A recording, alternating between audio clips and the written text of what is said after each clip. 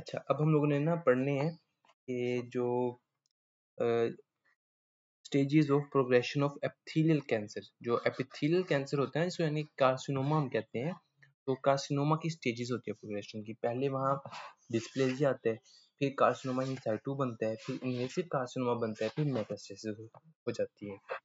Dysplasia क्या होता है? डिस्प्लेजिया कहते हैं कि साइज, शेप और पोलैरिटी में जब चेंज आ जाए किसी सेल की तो उसको डिस्प्लेजिया कहते हैं। वैसे ये डेफिनेशन है सेल तक रिलेटेड, सही है।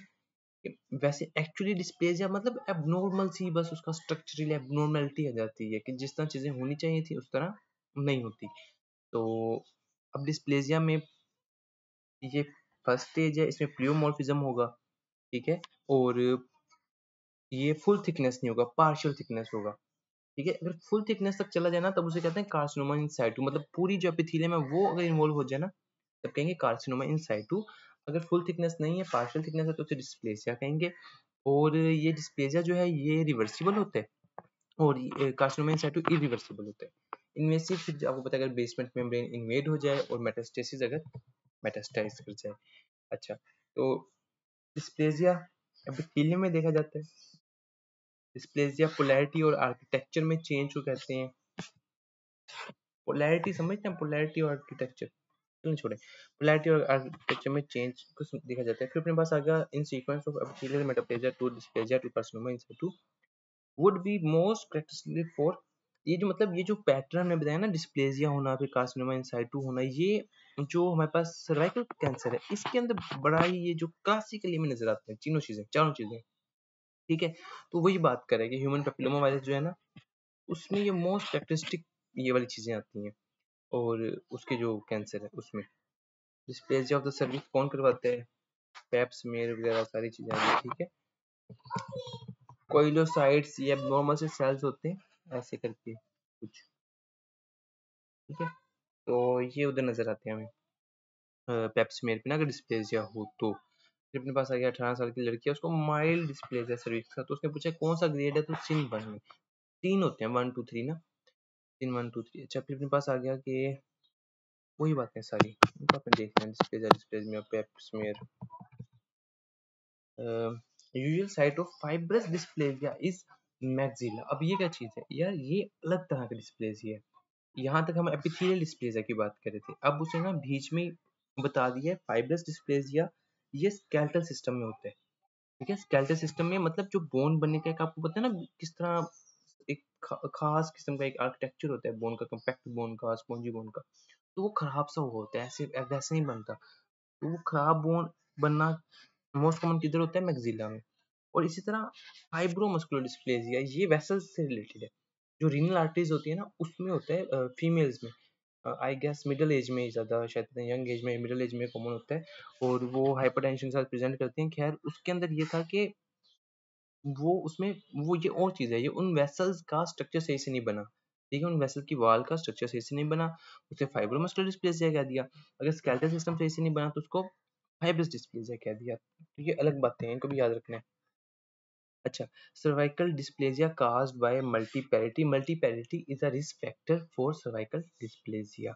Most common cause of cervical dysplasia is human papillomavirus. Most common cause of cervical metaplasia. अब ये बात अलग है, सर्वाइकल मेटाप्लेजिया आपको आइडिया होगा कि सर्विक्स के दो पार्ट्स हैं। एक होती है एंडो सर्विक्स जो कि अंदर की तरफ होती है, और दूसरी होती है एक्टो सर्विक्स जो कि बाहर की तरफ होती है। अगर हम लोग देखें ना पर जनरल एग्जामिनेशन में तो हमें इस तरह सर्विक्स नजर आती है, तो हमें ना नजर आ रही होती है एक्टो सर्विस सारी की सारी, ऐसे ही है। तो एक्टो सर्विस होती है स्क्विमस एपिथेलियम, क्योंकि उसमें डेफिनेटली वेयर एंड टेयर होना होता है। और जो है मतलब एक्सपोज्ड पार्ट है ना वो। जबकि जो एंडो सर्विक्स है वहां पे होती है कलमनर एपिथेलियम, ठीक है। जो ये वाली साइड है इस पे कलमनर एपिथेलियम होती है। अब क्योंकि ग्लैंडुलर है, अब होगा ये कि ड्यूरिंग प्रेगनेंसी या फिर ड्यूरिंग आप कह लो कि जब प्यूबर्टी आती है ना उस टाइम थोड़ा सा मेटाप्लेजिया आता है इस साइड पे। मतलब ये कि यहाँ पे ना आपको कलमनर कुछ कुछ नजर आना शुरू हो जाती है ऐसे ऐसे। अब ये देखा जाए है तो मेटाप्लेजिया ना, एक टाइप की एपिथेलियम दूसरे में कन्वर्ट हो गई है। तो ये हमें मतलब ये मेटाप्लेजिया है, ठीक है, कोई एबनॉर्मेलिटी नहीं है। कोई कैंसर की बात नहीं कर रहे हम लोग, सिर्फ सर्वाइकल मेटाप्लेजिया है और ये मल्टीपैरिटी के साथ इसकी एसोसिएशन है कि जितनी दफ़ा मतलब प्रेगनेंसी होगी उतनी दफ़ा ये आएगा। ठीक है, तो कुछ इस तरह से मेरे हिसाब से बनती है बात। बाकी इंट्रायूटेराइन कंट्रासेप्टिव डिवाइसेस का 1% से भी लेस चांस है फेलियर का, और इसकी कॉम्प्लिकेशन क्या है, इरेगुलर वजाइनल ब्लीडिंग, बीच बीच में स्पॉटिंग स्टार्ट हो जाती है बात का। और दूसरा पुरुलेंट वजाइनल डिस्चार्ज भी अगर ये ना हो ऑप्शन में तो इन्फेक्शन सेकंड मोस्ट जो प्रेजेंटेशन है इसका जो है। अपने पास आ गया most radio sensitive tumour structure. Radio sensitive tumour structure अगर पूछे ना तो वह है लिम्फ नोड्स। मतलब चलो ब्रेन, ये वही वाले जो पहले हम पढ़ के आए थे, सारे सवाल वही है। Most common radiation related brain tumour कौन सा है, मेनिंजियोमा। और जो रेडियोथेरेपी हम देते हैं उसको कौन सा कैंसर अच्छा रिस्पॉन्ड करता है, तो लिम्फोमा जो होते हैं ना, ब्लड का कैंसर है, सबसे अच्छा रिस्पॉन्ड करते हैं। उसके बाद टेस्टिस का कैंसर है सेमिनोमा, वो अच्छा रिस्पॉन्ड करता है। फिर है क्रेनियोफ्रेंजियोमा, फेरेंक्स के करीब का कैंसर। और ग्लाइयोमा। कैसे याद रखनी तरतीब, देखो तरतीब ऐसे आनी जरूरी है आपको। समटाइम्स ऑप्शन में ना चारों होते हैं, फिर आपको पूछते हैं कि सबसे अच्छा कौन करता है, फिर वो लिम्फोमा आएगा। इसमें आपने यूं याद करना है, मतलब पोज ये एक इंसान बनाया मैंने। अच्छा खैर, इसमें ना आप देखो कि सबसे पहले आएगा लिम्फोमा। अगर लिम्फोमा को वैसे रटा मारने चाहें तो लिम्फोमा से क्या चीज ज़हन में आती है, लिम्फोमा से ज़हन में आता है अपने पास वो जो मतलब लिम्फेजिनेटिस या एडिमा एडिमा टाइप ना, तो वो लिम्फ आपने यहाँ याद रखना है, लिम्फोमा सबसे नीचे आ गया, जस्ट टू रिमेम्बर। लिम्फोमा आ गया, फिर अपने पास आ गया टेस्टिस तो वो आ गया अपने पास सेकंड, हेमिनोमा। तीसरे नंबर पे फेरेंक्स वगैरह आ गई, ये ऊपर आ गया क्रेनियोफ्रेंजियोमा। और फिर ग्लाइयोमा जो ब्रेन का ट्यूमर है। तो अगर आप देखो तो इस तरह आपने याद रखनी है इसकी सेंसिटिविटी। ठीक है, जो डाउन टू अर्थ है वो ज्यादा अच्छा रिस्पॉन्ड करता है लिम्फोमा इस तरह के। मोस्ट, ये आपने याद कर लिया। रेडिएशन को 10 साल लगते हैं कैंसर करने में। और lymph node most sensitive to radiation है, ठीक है। ल्यूकीमिया होता है बोम ब्लास्ट वगैरह से। सिस्टम सारे हम लोग पहले पढ़ के आए हैं। ये एक अलग एक निया है कि अंडरवेंट रेडियोथेरेपी हुई है और ठीक है किसी कार्सिनोमा था उसको, और अब देखा है तो उसकी ना स्किन पे अल्सरेशन हो गई है और फाइब्रोसिस हो गई है। तो उसकी क्या वजह है, स्क्वेमेशन, मतलब डेफिनेटली स्किन इफेक्ट होती है जब आप रेडिएशन मारते हो। Staging for any malignancy is done to see extent. अच्छा, स्टेजिंग है और ग्रेडिंग है। स्टेजिंग ग्रेडिंग क्या होता है, ग्रेडिंग होता है डिफरेंशिएशन के, लेस डिफरेंशिएटेड है, पुअरली डिफरेंशिएटेड है, या फिर गुड डिफरेंशिएटेड, हाईली डिफरेंशिएटेड है। तो जितनी पुअर डिफरेंशिएशन हो उतना पुअर प्रोग्नोसिस होता है। जबकि जो स्टेजिंग है वो उसके डिग्री ऑफ स्प्रेड को बताती है, जिसमें टीएनएम स्टेजिंग हम लोग करते होते हैं ना कि क्या क्या इन्वॉल्व हो गया क्या नहीं इन्वॉल्व हुआ ये वही सारी बातें हैं। इसमें से आई डोंट थिंक सो कोई मसला होगा आपको। अच्छा, फिर अपने पास आ गया कि ये हमने पहले डिस्कस किया था कि बेसल सेल कार्सिनोमा बोथ से अपर लिप में और स्क्वेमस सेल कार्सिनोमा सेक्रेटरी से लोअर लिप में होगा, लोअर लिप पे होगा सॉरी। तो उसने वही कहा है कि एक है ना बंदे को कोई अल्सर हुआ है और कहाँ करके हुआ है, लोअर लिप के मार्जिन पे हुआ है, तो वो स्क्वेमस सेल कार्सिनोमा।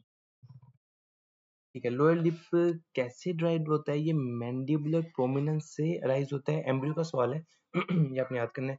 फिर अपने मैंडिबल होती नीचे है ना, मैंडिबल नीचे है तो लोअर लिप मैंडिबल के पास, तो वहां से कोई इतनी मुश्किल बात तो नहीं है। Most common intra oral site of basal cell carcinoma is buccal mucosa. अव्वल तो ये इंट्रा ओरल होती, अव्वल तो ये म्यूकोजा सर्फेसिस पे नहीं होता, बहुत रेयर है कि बेसल सेल कार्सिनोमा हो अंदर की तरफ। ठीक है, लेकिन अगर किसी म्यूकोजा सरफेस पे हो तो उनमें मोस्ट कॉमन बक्कल म्यूकोजा है, लेकिन ये नॉर्मली नहीं होता, बहुत ही रेयर है, ये स्किन पे होता है। अच्छा, 20 साल का बंदा और ये सारी अपनी प्रेजेंटेशन पढ़ के स्क्वेमस सेल कार्सिनोमा इसमें वो कहते हैं कि देखो आपके ना सेबेशियस ग्लैंड्स जो हैं वो डर्मिस में हाई पर हैं, एपिडर्मल पेप्टियोमोटोसिस। तो ये देख लेना क्या है, which eye tumor has the least potential to metastasize basal cell carcinoma. Overall basal cell carcinoma जो है उसका लीस्ट पोटेंशियल ही है मेटास्टेसिस, पहले भी बताया आपको मैंने, लेकिन पता नहीं ये आई का ट्यूमर भी है कि नहीं है, इसका नहीं idea. Most common type of basal cell carcinoma वो न्यूडुलर है। जी हाँ जी हाँ, ये ना एक पर्ली नोड्यूल की तरह नजर आता है। ठीक है, तो ये नोडुलर इसकी मोस्ट कॉमन टाइप है। फिर अपने पास आ गया ये कुछ चीज़ें आपने देखनी है। आपको पता है कि जो ओसीपीज़ हैं वो करवाती हैं हेपेटिक एडिनोमा काज़ करवाती हैं। इसी तरह आपको पता होना चाहिए कि जो ओसीपीज़ हैं वो डीवीटी वगैरह काज़ करवाती हैं। इसी तरह जो एस्ट्रोजन है, एस्ट्रोजन आपको पता है एस्ट्रोजन जो है ब्रेस्ट की ग्रोथ में इन्वॉल्व होता है। ठीक है ना? ड्यूरिंग प्रेगनेंसी जो एस्ट्रोजन रिलीज़ हो रहा होता है ना, एस्ट्रोजन ब्रेस्ट की ग्रोथ करा रहा होता है। इस वजह से प्रेगनेंसी में ब्रेस्ट साइज़ की थोड़ा-सा एनहांसमेंट होती है। अच्छा, दूसरी बात ये है कि जो एस्ट्रोजन है वो आपको पता है कि एंडोमेट्रियम जो है हमारी उसकी भी ग्रोथ करवाता है, उसकी थिकनेस में इन्वॉल्व होता है। जबकि जो प्रोजेस्टेरोन है ना, वो उसको जूसी बनाता है, उसको ग्लैंडुलर बनाता है, उसको वेस्कुलर बनाता है। लेकिन जो एस्ट्रोजन है वो उसकी सिर्फ थिकनेस बढ़ाता है, उसको थिक करता रहेगा। अच्छा, तो अब अगर एस्ट्रोजन आप किसी बंदे को ज़्यादा दोगे तो इसका मतलब है उसका ब्रेस्ट टिश्यू भी स्टिमुलेट होगा। उसमें ज़्यादा मतलब आपको ग्रोथ वगैरह होगी, जो भी प्रोसेस होगा, तो उसमें ब्रेस्ट कैंसर का रिस्क ज़्यादा होगा। इसी तरह एंडोमेट्रियम में भी तो ये करवाते हैं ना कि सेल्स को स्टिमुलेट करते हैं कि भाई ग्रो करो, ग्रो करो, ग्रो करो। फिर वो कहते हैं अच्छा चलो ग्रो करके दिखाते हैं आपको। फिर वो एंडोमेट्रियल कैंसर की तरफ जा सकते हैं। तो इसलिए ओसीपीज़ मतलब जिनमें एस्ट्रोजन तो होता ही है, तो एस्ट्रोजन देने से ब्रेस्ट कैंसर का रिस्क ज़्यादा होता है और एंडोमेट्रियल कैंसर का रिस्क भी ज़्यादा होता है। और साथ में वो हेपेटिक एडिनोमा भी होता है। लेकिन अब उसने ना कुछ ये बताई हैं चीज़ें जो याद रखनी है आपने अपने एमसीक्यूज़ के लिए। अगर लो डोज़ एस्ट्रोजन पील्स हो ना, लो डोज़, तब हेपेटिक एडिनोमा है, और अगर हाई एस्ट्रोजन डोज़ हो ना, तब एंडोमेट्रियल कार्सिनोमा है। ठीक है? उसके अलावा एस्ट्रोजन वो कहता है कि डीवीटी का ज़्यादा रिस्क है as compared to breast cancer. तो बस ये समझ आ गया आपको। हम इसको ना देखते हैं। ऊपर से ये ओवेरियन कैंसर से बचाती हैं। कैसे? देखो जो ओसीपीज़ है उसमें क्या होगा, उसमें एस्ट्रोजन है और प्रोजेस्टेरोन है। ये आके ना एफएसएच और एलएच की करवाती है इनहिबिशन। ये फीडबैक इनहिबिशन करवाती है एफएसएच एलएच की। जब ये इनहिबिट होगा ये आके ओवरीज को स्टिमुलेट नहीं करेगा। ओवरीज आराम से पड़ी हुई हैं। जब चीज़ आराम से पड़ी है वो बची हुई हैं, तो इसलिए ओवेरियन कैंसर का रिस्क कम हो गया। लेकिन यही एस्ट्रोजन जाके स्टिमुलेट करेगा ब्रेस्ट को और एंडोमेट्रियम को, अब उनको तंग करेगा तो उनमें कैंसर का रिस्क ज़्यादा हो जाएगा। तो ये इस तरह थोड़ी-सी स्टोरी होती है। चलें, बाकी आपको आइडिया होगा इस तरह। एस्ट्रोजन दे रहे हैं तो डीवीटी का रिस्क ज़्यादा है। एक वुमन है, एचआरटी ले रही है 10 साल से, उसकी फैमिली हिस्ट्री भी है ब्रेस्ट कैंसर की। अब इसमें किस चीज़ का आपने रिस्क बढ़ा दिया? आपने ब्रेस्ट कैंसर का रिस्क बढ़ा दिया। पहले रिस्क था उसको आपने एक और साथ में रिस्क फैक्टर ऐड कर दिया। अच्छा, फीमेल एस्ट्रोजन थेरेपी ले रही है और तो डीवीटी का रिस्क है, डीवीटी की डीवीटी डीवीटी डीवीटी डीवीटी। अच्छा, ये आ गया कि एक पोस्ट मेनोपॉज़ल वुमन है, 5 साल प्रेजेंटेड विद ब्लीडिंग और एंडोमेट्रियल थिकनेस आई है अल्ट्रासाउंड पे 12 मिलीमीटर। 12 मिलीमीटर बहुत ज़्यादा नहीं है। एक मतलब आप कहो कि नॉर्मल फीमेल है, वो अपनी मेंसेस के दौरान जो फुल ग्रोथ जो भी होती है ना एंडोमेट्रियम की, तब मैक्सिमम 12 तक जा सकती है, कोई इतनी बड़ी बात नहीं है। लेकिन अब देखो जो अब पोस्ट मेनोपॉज़ल वुमेन है, इसमें मेंसेस कहाँ? ठीक है? तो इसमें 12 मिलीमीटर ज़्यादा है। अब ये आप सोचोगे एंडोमेट्रियल कार्सिनोमा का, सही है? अब ये बड़ी बात है। A female taking estrogen therapy to relieve postmenopausal symptoms will likely have increased risk of DVT, endometrial carcinoma। ये देख लेना, चीजें समझ आ जाएंगी, कुछ इतना मसले वाली बात नहीं है इसमें। Mechanism of action of OCP is inhibit FSH, FSH भी और LH भी, उनको भी inhibit करती है, ovulation भी होती और contraception develop हो जाती है। तो ये है mechanism of action of contraception by OCPs। अपने पास आ गया नॉन कंट्रासेप्टिव बेनिफिट क्या है, ओवेरियन कैंसर से बचाती है। चलो।